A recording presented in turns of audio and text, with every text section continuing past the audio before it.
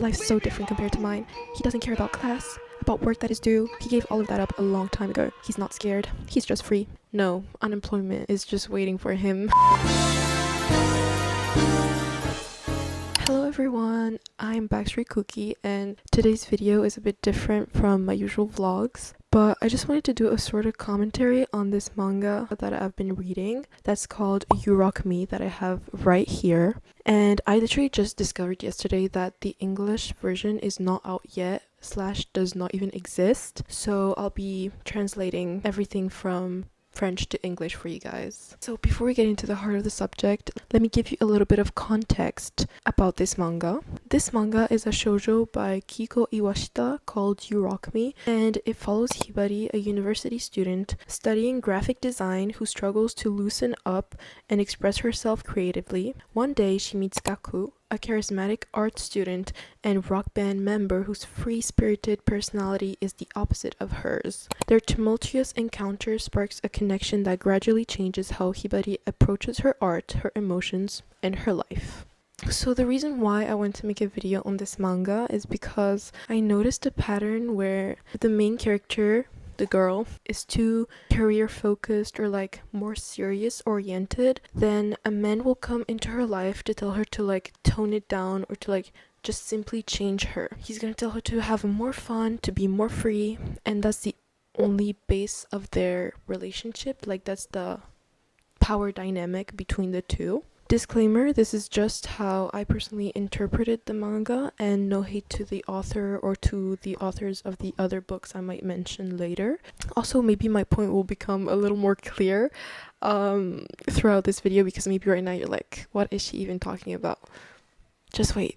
Anyways, let's get right into the subject. So as soon as we start reading the manga, the female lead, so Hibari, is presented as being a very serious student. She's very focused. She works a part-time job at a cafe, and then as soon as her shift is over, she goes straight to studying and has almost no sleep. In a way, it is true that her rhythm is being presented as a sort of flaw maybe, but still we need to recognize the fact that she's a very work-focused girl, like study-focused girl who puts effort in the things that she does. And then later on, she meets this guy, like literally a couple of pages after we're introduced to Hibari, we get introduced to Gaku. So Gaku is the main lead, and he's the total opposite of Hibari. He's presented as being very relaxed and chill, a very nonchalant and carefree guy, and we learned that he plays in a band and that he's an art student. So while I was reading the manga, like I realized there was kind of like a prototype of the perfect girl who's too stuck up or too serious, and she seriously needs to relax and be more free and more daring, versus the nonchalant guy that is perfect at everything he does without even trying. He's truly free and he's not afraid of being different. Initially I was like, oh, that's like a recurrent / known storyline. It kind of made me think of like Maid-sama, like immediately. Like the power dynamic is kind of the same. We have like a very like hardworking, like focused and like kind of perfect girl versus more like chill and nonchalant guy, but even if he's chill, he's still perfect at everything. Like if you think about it, Usui, like he had top grades without even trying. He was so nonchalant, like he didn't have to put any effort. He was just naturally gifted, whereas for the girl, she had to like work extremely hard to get the results that she had. So yeah, initially I was like, okay, it's like a recurrent like kind of storyline. Where it seriously got me thinking, wait, like I cannot with this narrative anymore, is when Hibari gets complimented for the very first time on her graphic design homework that was due, just because Gaku told her to make adjustments. He told her to be more daring and more bold after being told kind of what to do or like how to live her life. It's only then that she ever gets an achievement done, which in her case is getting complimented as a graphic design student. It's like super important for her, right? She's presented as being too like frail, like she doesn't know what to do. She's too scared to like step out of her comfort zone. Then he comes in and he's like, be more bold, be more daring, and then that's the only reason why she ever gets complimented on. She would have never gotten that result by herself. We get the idea. How I read it is like she would have never gotten that result by herself. Okay, so after I'll put images, I'll insert images. After exposing her like art project, like the teacher compliments her. He's like, it's very daring and I love it, like the usage of like this red bold color. And she's like, oh really, like I can't believe it, that's amazing. And she's like, it's the first time that we like ever compliment my work. And then she's like, thanks, like it's literally written, thanks to Gaku I was able to take a step forward, like get out of my comfort zone. So again, I kind of got this idea that when we have a female lead that is very work focused / very studious, she absolutely needs to meet this guy in order to experience freedom, to be happy, to be complimented for the first time. Because as I said, after meeting this guy, she gets complimented for the first time, she laughs for the first time, etc., etc. Even if she's studious, serious, organized, got her life together, that's not enough because she has something missing which only a guy can bring her, which is happiness, freedom, enjoying her life for the first time. Kind of like in the beginning when she's like, oh, his life is so different compared to mine, like he doesn't care about class, about working, like he gave all of that up. He's not scared. Like, why is giving up work and not being studious associated to being not scared and to being free? You can be both. You can be like studious, work focused, and also be fun and free, you know? This is what we're getting to. That kind of portrays that Hibari envies Gaku for his freedom and his carelessness, because like for a man it's like often sees like as an asset to be daring, being bold and careless, whereas for a girl it makes her boring and uninteresting if she's too career focused or too studious. She's playing it safe. She should be more daring, more bold, more free. Like we also see this in other movies and other books. Like after reading this, it made me think of other kind of movies or books or whatever that kind of had this theme going on. For example, in The Notebook, we have this girl that's beautiful and studious. By the way, I watched like the first 15 minutes of The Notebook. That's what I'm saying. Don't take this too serious. This is just kind of rather the storyline, not the actual story. I didn't watch the whole movie and I haven't finished this series. I don't really have the full picture, but just like from the beginning, how the characters are presented. You have this girl that's beautiful and studious and focuses on her studies, meets this free and easygoing guy. He's careless, spontaneous, impulsive, etc. He tells her she's not free. I'll insert the clip. And he makes this assumption immediately after she tells him what a day in her life looks like. You're busy. Mm-hmm. I have a very strict schedule. My days are all planned out. I get up in the morning, breakfast, math tutor, Latin tutor, lunch, tennis lesson, dance lesson, sometimes both, French tutor, piano lesson, then I eat dinner, and after dinner I spend time with my family, and then I catch up on some reading. Just trying to figure out what you do for fun. What do you mean? I mean, I don't know. I mean, all those things are things you have to do, right? So what do you do because you want to? I just told you. I don't know. It surprises me. What? I just always figured you were kind of... Kind of what? just... free. What? Free. I am free. You don't seem like it. Well, I am. So he kind of associated her being studious and not outgoing as being like boring, I guess, because he's like, you need to have more fun. That means he sees her as kind of like too plain. Like, you need to have more fun, girl.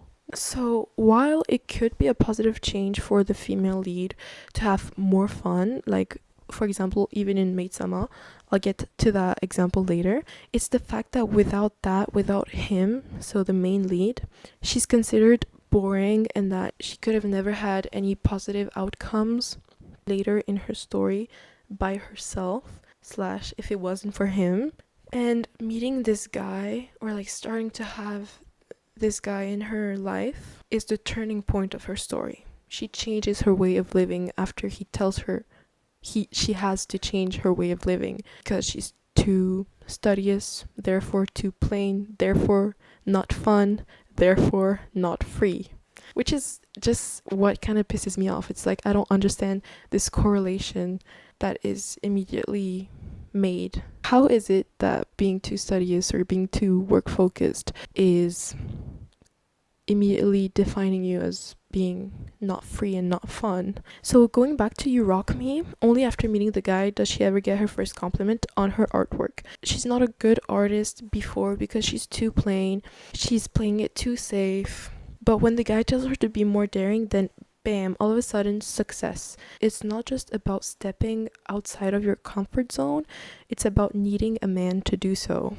In that light, it looks like the female lead would have never enjoyed her life if it wasn't for a man coming into her life and telling her to upright change. Because, okay, that's what I wrote because I have my notes right here. I kind of feel like in these storylines, that's what I don't like, is that the like male lead tries to change the way the female lead is. It's not about doing everything by yourself, like not like needing anyone to help you change for the better. No, it's just this recurrent prototype where we have, if the girl is too studious, then like the way she meets a man is that he comes into her life to tell her to change and be less serious. Whereas if the girl wasn't serious or hardworking, then it would have been like a normal relationship. I'll get to it in a second. Let's continue. It kind of gives this like image that you cannot be creative and fun and at the same time be very studious. It's always presented as either you're very studious and work focused, but too bad you're plain and boring, and you need a guy to bring some spiciness into your life to like tell you to be more daring. Or on the other side, you're not very study focused, but you're fun. Where it pisses me off the most is that I feel like this applies, like the authors apply this only to girls. Like a man can be like very studious and fun at the same time, or very smart and fun at the same time, whereas a girl, she's either very work focused but she doesn't have any like natural skills, you know what I mean? It's like she has to work hard for success. It's not like she's naturally gifted, or either she's naturally gifted but she's not smart, so she's gifted but in anything other than studies. For example, like that made me think, if you think about it, in Reply 1998, I never know if it's Reply 1998 or Reply 1989. Oh, it's Reply 1988. Doksun is like not studious at all. She's presented as being the one who doesn't work hard, blah blah blah blah blah. Versus her sister, Bora, on the opposite, is very studious. She goes to SNU, so Seoul National University, but she's not really presented as being fun, you know? Like the younger one, so Doksun is like fun and creative. I feel like she's more like outgoing, whereas Bora is the studious one, and so immediately she cannot be fun.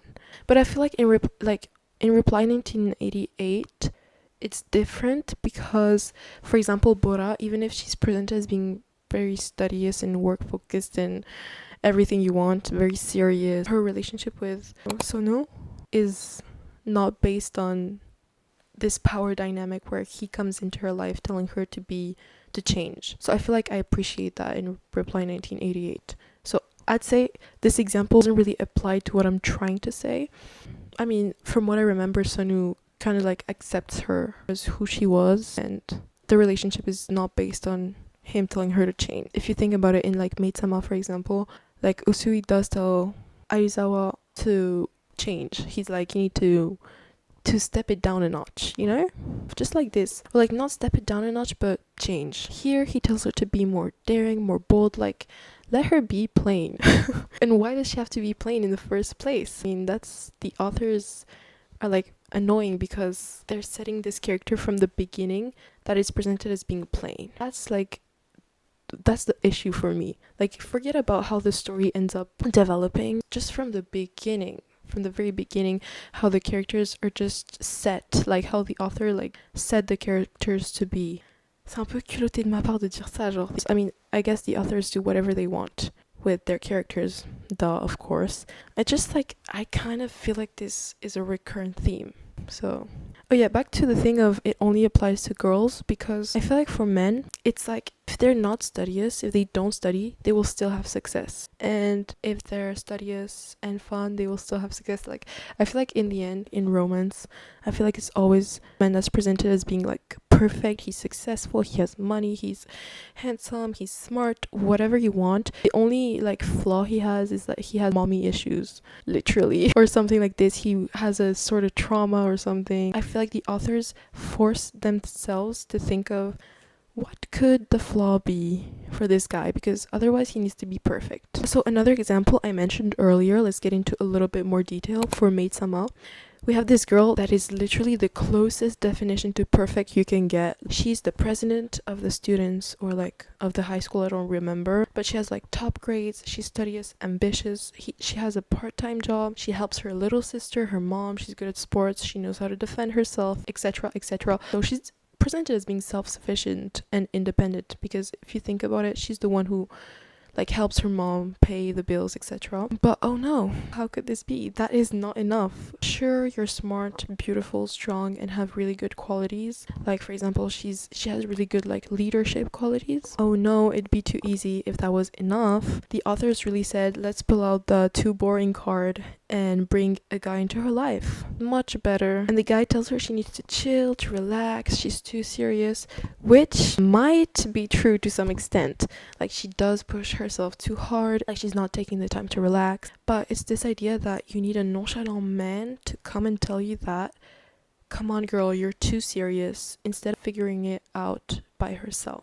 On a larger scale, if we want to take it a little bit further, I kind of feel like qualities that are admired in men are seen in a negative light in women. For example, a woman should never be too self-sufficient, too studious, too focused on her career, because that makes her boring, because she cannot be all of that and fun at the same time in these types of storylines. Whereas for a guy, like, who cares? The guy does whatever he wants. So, oh yeah, what I don't like, again, which is not the case in Reply 1988, for example, is that like the relationship is built on her needing him absolutely in order to live her life to the fullest and to experience freedom for the first time. So to like have achievements for the first time in their life, rather than two people that are totally like two totally normal people falling, like meeting each other and falling in love, you know? Why can we not bring a very studious girl and a very nonchalant guy, and they both like fall in love without having to change completely who they are, you know? And it's very one way, like it's not change who they are, it's just change the way she is. I just wanted to make this video because maybe I thought some people might have noticed too, and maybe not. And I think it's really interesting to see how each of our minds think, because as soon as I read this, that's the first thing that I noticed. So I feel like that's really up to like the audience and the readers, how we interpret certain things. But yeah, I'm just personally so over this narrative, because I've seen it so much to a point where it seems like having a studious, strong, independent girl immediately implies that there needs to be a nonchalant, free guy to pull her out of that. I cannot think of like a shoujo where the girl is like extremely studious and like independent, and like studious, strong, independent, everything you want, and the guy is not like nonchalant and telling her to relax. I'm trying to think.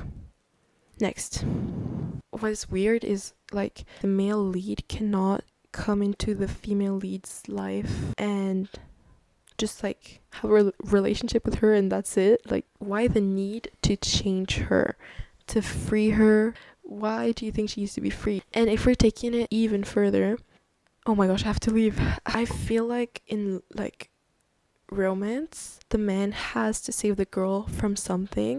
We can have like the pattern of like the prince coming into clutch to save the princess. Like that was like more traditionally used to be like wild creatures / like dragons, for example, and like the prince or like the male lead would have to like go and save her, like get her out of somewhere, like get Fiona out of the freaking tower Shrek does that. So anyways, it's something like physical that the princess needs to get away from. But like nowadays in like modern day romance, it's like more abstract and he needs to save her from something, and I feel like that something is like her being self-sufficient, you know? And I literally wrote he needs to save her from the shackles of success, I guess. Anyways, that's all I kind of wanted to say. I have to leave because I have to go pick up a friend from the train station. Honestly, that's about it. But like, I don't know, these are kind of like inside thoughts that I just wrote down and put out to the world. And this is not something you should take too deeply. I haven't done like enough research. I feel like this could be a really interesting like topic to get into like more details. So these are just like personal notes that I took. Yeah. A little ending disclaimer. There's like nothing wrong about having a guy coming into your life and like changing you for the better. It's just that I realized whenever the girl is too hardworking or too self-sufficient, the only way she can meet a man, or like the only way that the relationship can be built, is that he gets her out of that. So again, disclaimer, this is not about like, oh, like you need to like be the perfect version of yourself by yourself. Like no one should help you get to that. Also, there's no perfect version. Like perfect doesn't exist. Like, but what I'm trying to say is that there's nothing wrong about someone like coming in to your life, helping you, etc., etc. It's just, again, this it's just this prototype. It's like very, we have this kind of character, and so immediately the romance is going to have to be like this. I feel like that's how the authors kind of think. No hate to the authors, but sometimes I'm kind of like, bruh. Like this could have been such a nice manga. Like seriously, I was looking for a new manga and I was like, this looks so nice. Like for the first time, it's not a high school romance. It's like university. It's like, and I thought it would be so fun because the guy is like in a music band, it's like a rock band, and the girl is like a graphic design student. It seems so interesting, you know, and it's just such a shame, I think, to turn it that way. Also, I'm sorry, probably you haven't read this manga because I didn't know it's like a new manga, like came out in like December 2025 actually. I literally just picked it up like that. Like I saw it, I was like, looks interesting, I'm gonna read it. I didn't even know. I thought it was like one of those like old manga. So maybe you haven't heard of it, and I don't think you heard of it. I hope the summary was clear enough and detailed enough. Yeah, if you do read it, like let me know. Maybe you don't really see this as I see it, and that's it.